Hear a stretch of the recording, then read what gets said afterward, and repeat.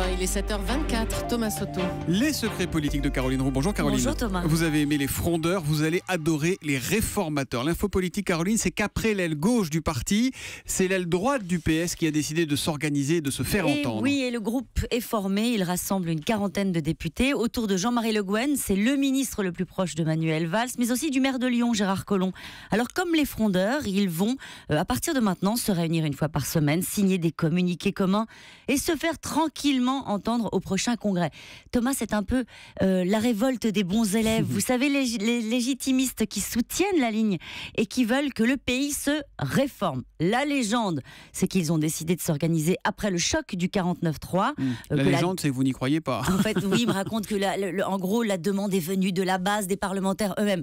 La vérité, c'est qu'au moment où on parle de l'entrée des Verts, des frondeurs au gouvernement, cette famille du PS veut surtout prendre les devants pour maintenir le curseur politique là où il est aujourd'hui. Ce ne serait pas un tout petit peu la naissance d'une famille valsiste au PS, Caroline ? En fait, oui, il est au courant, Manuel Valls, et il soutient naturellement la démarche. En tout cas, je peux vous dire que cette initiative, c'est le premier signe d'un jeu de tectonique des plaques qui va débuter au Parti Socialiste au lendemain des départementales.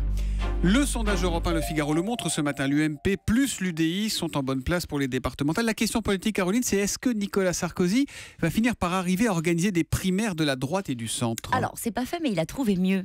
Les bâtisseurs, après les réformateurs. Les frondeurs, les réformateurs, maintenant les bâtisseurs. Ça. Alors, ce sont des anciens ministres centristes qui sont comme Hervé Morin ou Maurice Leroy, reçus très souvent par Nicolas Sarkozy. D'ailleurs, les deux ont été reçus la semaine dernière à l'UMP. Ils sont sarko-compatibles et vont pousser de l'intérieur de l'UDI pour qu'il n'y ait pas de candidature centriste à la présidentielle. Et puis on va en entendre parler, Caroline. 27 ministres de l'Éducation à Paris, Najat Vallaud-Belkacem, les réunit demain. L'objectif sera de produire une déclaration commune sur la liberté d'expression et la lutte contre le racisme. Ça ne réglera rien, mais c'est au moins une belle image, un symbole. Les secrets politiques de Caroline Roux, tous les matins à 7h25 sur Europe 1. À demain, Caroline. À demain.